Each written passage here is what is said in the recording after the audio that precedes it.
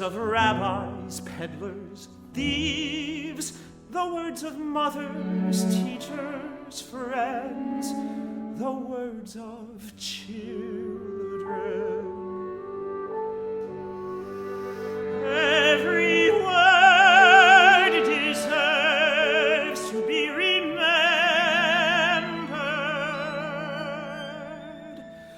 Gather every spark, every lost expression. The words of Kiev, Riga, Lodz, the words of markets, kitchens, stores, the words of shtetls. Every word preserves a piece of history.